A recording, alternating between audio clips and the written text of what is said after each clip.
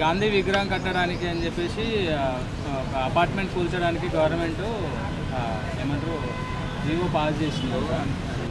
ఎవరిదా apartment ఎవరిదా?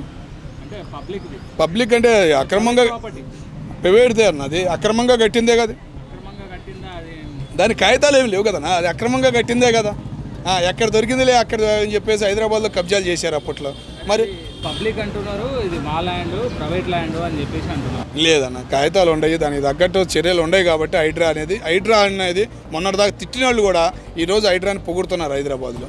కానీ దాని అన్నిటికీ కాకుండా గాంధీ విగ్రహం పెడతంలో తప్పేముందన్న? గాంధీ విగ్రహం తప్పు లేదు అనేవాళ్ళు జేబులో నోట్లు ఎందుకు ఉంచుంటున్నారు? డబ్బులు ఎందుకు ఖర్చు పెడుతున్నారు? ఖర్చు పెట్టకుండా ఉండొచ్చు కదా. అరే బాబు దీని మీద గాంధీ నోటు ఉందరా బాబు అని వదిలేయచ్చుగా. బయటికి తీసుకొచ్చి ఇంట్లో ఉన్నాయి మొత్తం బయట వస్తాయి, మిగతా వాళ్ళు బాగుపడతారుగా.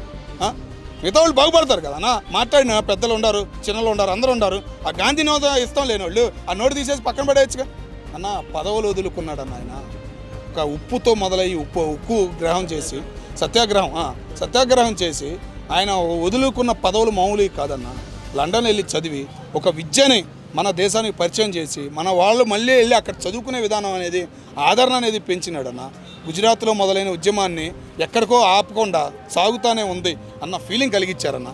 కానీ శత్రువుల మాటలతో ఏకభీవం అయ్యి ఒక చెడు వినకు, చెడు చూడకు, చెడు మాట్లాడకు అంటావు చూసావా, ఆ డైలాగు పెట్టి ఎన్నో యుద్ధాలను ఆయన ఆపాడు, ఎన్నో కంట్రోల్ చేయగలిగాడు.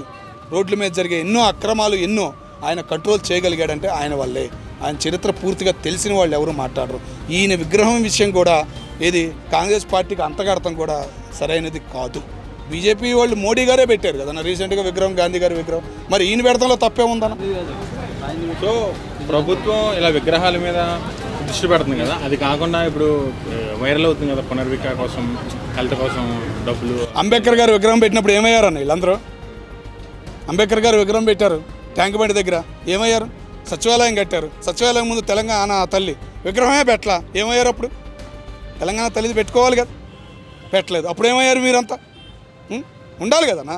అది కాంగ్రెస్ పార్టీ అని ఆ పార్టీకి ఆ గాంధీ గారికి అంటగడుతున్నారంటే ఇక వాళ్ళని మనం ఏమీ అనలేమన్నా. అది సొమ్ముందన్న, మీరేం భయపడక్కర్లా.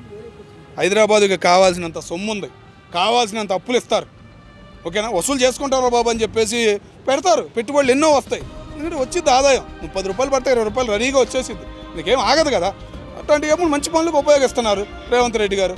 ఎంతోమంది ఉన్నారు సీనియర్లు, ఓకేనా. కానీ పదవులు ఇవ్వకుండా ఇంకా ఆడుకుంటున్నారు చూసావా పులిలాగా. అది మరి రేవంత్ రెడ్డి అంటే తెలంగాణకి ఒక మార్పు తేబోతున్నాడు. ఏం ఆలోచన అనేది లేదు, ఓకేనా. ఇంకా 2 సార్లు ఆయనే ముఖ్యమంత్రిగా అవుతాడు.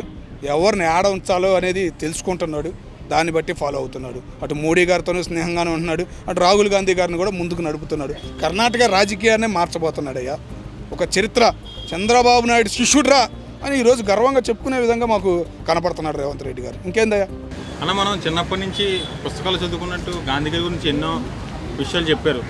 ఆయన చేసిన ఉద్యమాలు కానివ్వండి, ఆయన చేసిన ప్రతి పని గురించి చెప్పారు.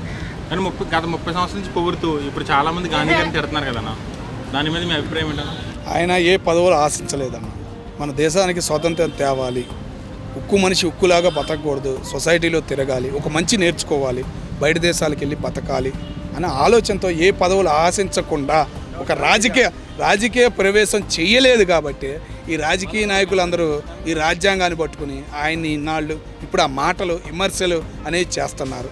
గాంధీ గురించి పూర్తిగా తెలుసుకోవాలి, తెలుసుకున్న తర్వాత మాట్లాడితే బాగుంటుందని నేను అనుకుంటున్నాను.